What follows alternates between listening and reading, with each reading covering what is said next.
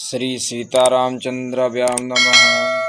प्रिय भक्तों, आज इस वीडियो में हम लोग श्री राम कथा के अंतर्गत श्रीमद् वाल्मीकि रामायण के बालखंड के अंतर्गत 19वें सर्ग का वर्णन करेंगे या 19वें सर्ग को सुनेंगे। श्री राम जय जय राम। श्री सीतारामचंद्राभ्याम नमः। इस सर्ग में विश्वामित्र के मुख से श्री राम को साथ ले जाने की मांग सुनकर राजा दशरथ का दुखित एवं मूर्छित होना सुनेंगे। नरश्रेष्ठ महाराज दशरथ का यह अद्भुत विस्तार से युक्त वचन सुनकर महातेजस्वी विश्वामित्र पुलकित हो उठे और नरश्रेष्ठ महाराज दशरथ का आदर सूचक और महान वचन सुनकर महातेजस्वी विश्वामित्र मुनि पुलकित हो उठे और इस प्रकार बोले, राजसिंह, ये बातें आपके ही योग्य हैं। इस पृथ्वी पर दूसरे के मुख से ऐसे उदार वचन निकलने की संभावना नहीं है। क्यों न हो, आप महान कुल में उत्पन्न हैं और वशिष्ठ जैसे ब्रह्म ऋषि आपके उपदेशक हैं। अच्छा, अब जो बात मेरे हृदय में है उसे सुनिए। नरश्रेष्ठ, सुनकर उस कार्य को अवश्य पूर्ण करने का निश्चय कीजिए। आपने मेरा कार्य सिद्ध करने की प्रतिज्ञा की है, इस प्रतिज्ञा को सत्य कर दिखाइए। पुरुष परवर, मैं सिद्धि के लिए एक नियम का अनुष्ठान करता हूँ। उसमें इच्छा अनुसार रूप धारण करने वाले 2 राक्षस विघ्न डाल रहे हैं।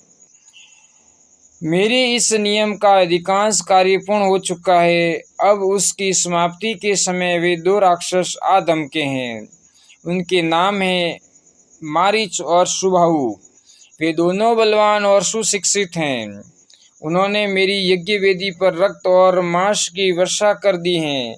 इस प्रकार उस समाप्त प्राय नियम में विघ्न पड़ जाने के कारण मेरा परिश्रम व्यर्थ हो गया और मैं उत्साहहीन होकर उस स्थान से चला आया हूँ।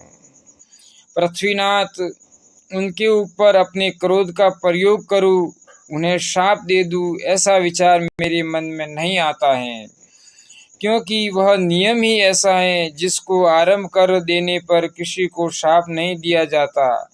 अतः नरश्रेष्ठ, आप अपने काक पक्षधारी सत्य पराक्रमी शूरवीर ज्येष्ठ पुत्र श्री राम को मुझे दे दे। श्री राम जय जय राम। श्री सीतारामचंद्राभ्याम नमः। ये मुझसे सुशिक्षित रहकर अपने दिव्य तेज से उन विघ्नकारी राक्षसों का नाश करने में समर्थ हैं। मैं इन्हें अनेक प्रकार का श्रेय प्रदान करूंगा, इसमें संशय नहीं है। उस श्रेय को पाकर ये 3 लोकों में विख्यात होंगे।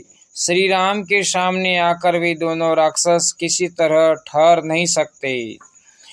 इन रघुनंदन के सिवा दूसरा कोई पुरुष उन राक्षसों को मारने का साहस नहीं कर सकता। नरश्रेष्ठ, अपने बल का घमंड रखने वाले वे दोनों पापी निशाचर कालपाश के अधीन हो गए हैं, अतः महात्मा श्री राम के सामने नहीं टिक सकते। भोपाल, आप पुत्र विषयक स्नेह को सामने न लाइए। मैं आपसे प्रतिज्ञा पूर्वक कहता हूँ कि उन दोनों राक्षसों को इनके हाथ से मरा हुआ ही समझिए। सत्य पराक्रमी महात्मा श्री राम क्या है यह मैं जानता हूँ। महातेजस्वी वशिष्ठ जी तथा ये अन्य तपस्वी भी जानते हैं। राजेंद्र, यदि आप इस भूमंडल में धर्म लाभ और उत्तम यश को स्थिर रखना चाहते हो तो श्री राम को मुझे दे दीजिए। ककुतस्थ नंदन, यदि वशिष्ठ आदि आपके सभी मंत्री आपको अनुमति दे तो आप श्री राम को मेरे साथ विदा कर दीजिए। मुझे राम को ले जाना अभिष्ट है। वे बड़े होने के कारण अब आसक्ति रहित हो गए हैं। अतः आप यज्ञ के अवशिष्ट 10 दिनों के लिए अपने पुत्र कमल नयन श्री राम को मुझे दे दीजिए। श्री राम जय जय राम। रघुनंदन, आप ऐसा कीजिए जिससे मेरे यज्ञ का समय व्यतीत न हो जाए, आपका कल्याण हो। आप अपने मन को शौक और चिंता में न डालिए। यह धर्म और अर्थ से युक्त वचन कहकर धर्मात्मा महातेजस्वी परम बुद्धिमान विश्वामित्र जी चुप हो गए। विश्वामित्र का यह शुभ वचन सुनकर महाराज दशरथ को पुत्र वियोग की आशंका से महान दुख हुआ। वे उससे पीड़ित हो सहसा कांप उठे और बेहोश हो गए। थोड़ी देर बाद जब उन्हें होश हुआ तब वे भयभीत हो विषाद करने लगे। विश्वामित्र मुनि का वचन राजा के हृदय और मन को विदीर्ण करने वाला था। उसे सुनकर उनके मन में बड़ी व्यथा हुई। वे महामनस्वी महाराज अपने आसन से विचलित हो मूर्छित हो गए। सियावर रामचंद्र भगवान की जय। शिव शंकर भोलेनाथ की जय। पवन सुत हनुमान जी महाराज की जय। भक्तों, ऐसे ही सत्संग व कथा से संबंधित वीडियो इस चैनल पर डेली अपलोड होते हैं, इसलिए इसको सब्सक्राइब कीजिए, लाइक कीजिए और आगे से आगे शेयर कीजिए। जय श्री सीतारामचंद्र भयाम नमः।